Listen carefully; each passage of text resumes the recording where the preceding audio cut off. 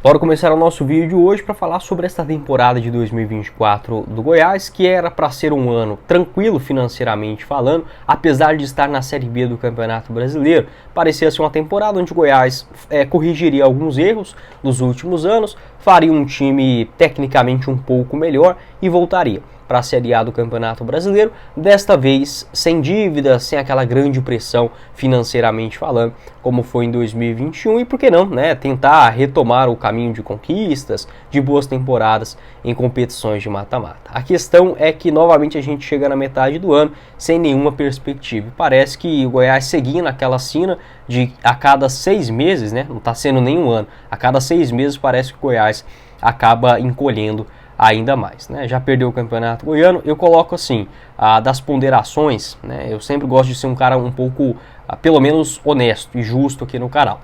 Existe a possibilidade de você fazer um planejamento perfeito e ele simplesmente não funcionar. Faz parte, tá? A gente está falando de ser humano, de diretor, de jogador, de analista, de treinador. Isso pode acontecer, tá? Não é um videogame e ainda assim, né, mesmo se você ligar o videogame agora, é capaz de você perder um jogo sem você estar imaginando ou algo nesse sentido. Só que eu defendo muito as decisões e o planejamento de longo prazo. Para mim, o Goiás ele erra em 3 pontos neste ano, principalmente na demora para definir o seu novo estatuto, ainda no ano passado, mas que acabou interferindo 100% nessa temporada. Por quê? Com esta falta de tempo, o Goiás ele teve que montar um time basicamente em 10, 14 dias em dezembro do ano passado para janeiro desse ano. Então o Goiás já faz um planejamento errado aí, tendo que contratar às pressas. E de novo, se a gente pegar quando chega o Lucas Andriano, ele chegou exatamente nesse mesmo cenário. Qualquer profissional, mesmo se for no Barcelona, no Bayern de Munique, você tendo dinheiro, você não consegue fazer o time dos sonhos em 10 ou 14 dias. E o Goiás teve que fazer isso não só uma vez, mas realizou isso 2 vezes nessa temporada. Se já não bastasse a falta de tempo, o que eu acho, ok, o Goiás tinha sim que mudar o seu estatuto, foi um mal que precisou acontecer no ano passado, só não acho que precisava estender isso até o final do mês de dezembro. Para mim, essas eleições, enfim, essa definição do Goiás já deveria ter acontecido, sei lá, em outubro ou novembro do ano passado. Demorou, ok?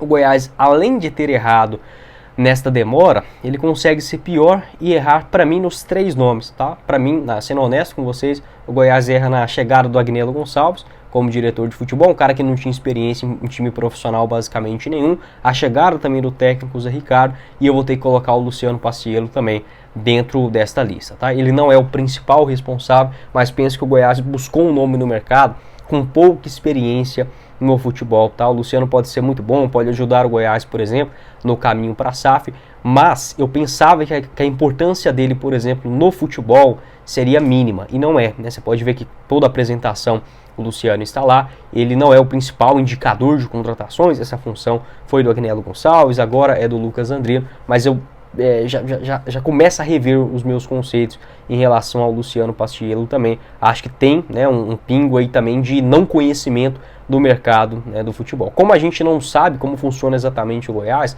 não é aquela mesma estrutura antes com o Paulo Rogério, com o Edminho, etc., que eu penso sim que é positivo, às vezes fica difícil a gente ter uma análise 100% certeira a respeito do assunto. Mas a minha opinião é que o Goiás acabou errando nessas 3 chegadas e principalmente a chegada do Agnello Gonçalves. Naquele começo de temporada, o Goiás não soube investir, não conseguiu até mesmo ter um culhão para pedir, por exemplo, mais reforços e acabou fazendo um time horroroso para o Campeonato Goiano.